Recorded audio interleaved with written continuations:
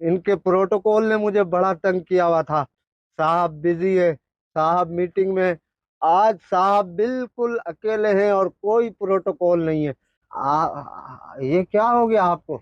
آپ تو جج تھے, آپ کا دبدبا تھا, جیسے چاہتے تھے قلم چلا دیتے تھے. ہیں آپ ایسے ہو گئے؟ آپ اتنے تنہا ہو گئے, آپ اتنے اکیلے ہو گئے. یہ کیوں؟ آپ یہاں پہ بھی جج ہی ہے نا صاحب. صاحب یاد ہے میں وہی ہوں جس کی بائک چوری ہو گئی تھی. میں آیا تھا آپ کے آفس کے باہر 6 گھنٹے کھڑا تھا, مگر آپ کے پروٹوکول والے تو مجھے اندر آنے ہی نہیں دے رہے تھے. وہ کہہ رہے تھے صاحب بزی ہے. تو آپ یہاں پہ بھی ڈی ایس پی ہے کیا؟ اب آپ ڈی ایس پی نہیں ہے؟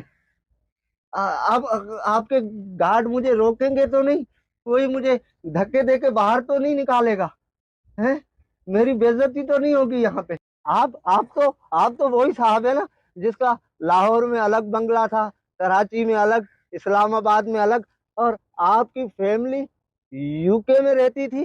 مگر آج کل آپ اتنی چھوٹی جگہ میں رہ رہے, تو لوگ کیا کہیں گے؟ آپ کی عزت پہ بات نہیں آئے گی؟ ہیں آپ یہاں بھی تو بہت بڑے, آپ تو اتنے بڑے بلڈر تھے, آپ کا تو اتنا نام تھا.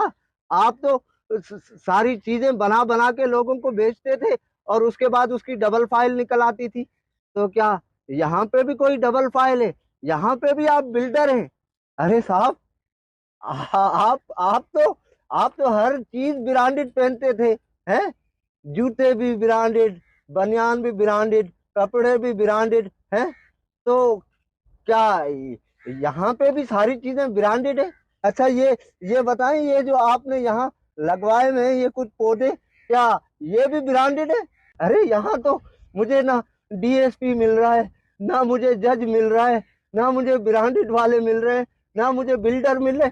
ارے یہ حاجی صاحب, حاجی صاحب, حاجی صاحب کچھ بولیں تو صحیح. حاجی صاحب, حاجی صاحب آپ تو بہت بڑے تاجر تھے. آپ چیزیں اسٹاک کر کے رکھتے تھے اور اس کے بعد اس کو ڈبل ریٹوں پہ بیچتے تھے. آپ یہ سوچتے تھے کہ چیزیں مہنگی ہوگی تو میں ڈبل ریٹ پہ بیچوں گا تو منافع ہوگا. تو یہاں بھی آپ ساری چیزیں کیا ڈبل ریٹوں پہ بیچ رہے ہیں؟ اور کیا یہاں بھی آپ حاجی صاحب ہیں کیا؟